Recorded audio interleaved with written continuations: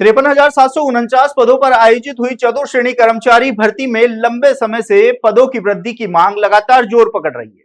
वहीं दूसरी ओर एक मांग और जोर पकड़ रही थी, वो थी पदों का वर्गीकरण सही करने की। लेकिन लगता नहीं है कि सरकार इन दोनों ही मांगों को पूरा करने के मूड में नजर आ रही है। आपको बता दें कि लगभग 25 साल के बाद इस भर्ती परीक्षा का आयोजन हुआ। स्वीकृत पदों की बात की जाए तो इनकी संख्या लगभग 82,000 है। हालांकि 53,749 पदों पर भर्ती हुई है। ये राजस्थान की बड़ी भर्ती परीक्षाओं में शामिल है। लेकिन इस भर्ती में लगभग 22 लाख अभ्यर्थियों के शामिल होने के बाद से ही लगातार युवा मांग कर रहे थे कि अभ्यर्थियों की क्षमता के अनुसार इस भर्ती में पदों की संख्या की जाए।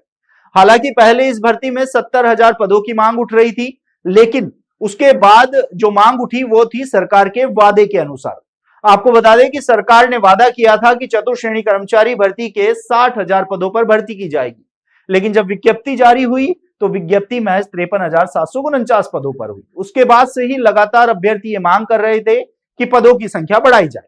पदों की मांग को लेकर सोशल मीडिया पर ट्विटर ट्रेंड चले, तो वहीं मुख्यमंत्री भजनलाल शर्मा के नाम पत्र भी लिखे गए। तो वहीं बीते दिनों अगर 31 दिसंबर की बात की जाए, राजस्थान बेरोजगार यूनियन की ओर से रक्त से पत्र लिखकर सीएम से गुहार लगाई गई कि जल्द से जल्द भर्ती में पदों की संख्या बढ़ाई जाए। लेकिन जो विभागों ने डाटा सौंपा है, हालांकि 3 बार विभागों से डेटा है वो मांगा गया था, लेकिन हर बार विभागों के द्वारा वही डेटा सरकार को उपलब्ध कराया गया जो उन्होंने पहले दिया था।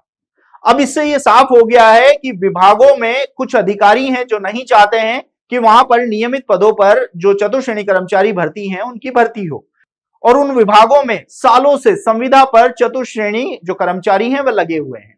ऐसे में अब युवाओं की इन दोनों ही मांगों को झटका लगता हुआ नजर आ रहा है, क्योंकि कर्मचारी चयन बोर्ड अब इसके परिणाम पर काम शुरू कर चुका है। जो आपत्तियां थी चतुर्श्रेणी कर्मचारी भर्ती में, वो उन आपत्तियों का भी निस्तारण कर चुका है। ऐसे में अब जल्द से जल्द इस भर्ती के परिणाम जारी करने की तैयारी में बोर्ड जुट चुका है। संभावना ये जताई जा रही है कि 15 से 20 जनवरी के बीच में इस भर्ती का 2 गुना परिणाम जारी कर दिया जाएगा।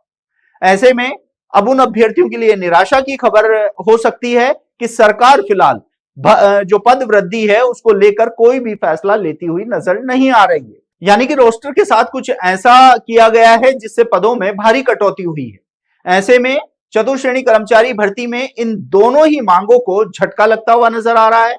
ऐसे में अब देखना होगा कि जहां आंदोलन की रणनीति भी तैयार की जा रही है, सीएम को पत्र भी लिखे जा रहे हैं और अल्टीमेटम भी दिया हुआ है, ऐसे में क्या सरकार जो अपना मन बना चुकी है कि इस भर्ती में इन दोनों ही मांगों को पूरा नहीं किया जाएगा, आने वाले समय में क्या सरकार बैकफुट पर जाकर युवा हितों में काम करते हुए क्या इन दोनों मांगों को पूरा करती है, ये भी देखने वाली बात होगी।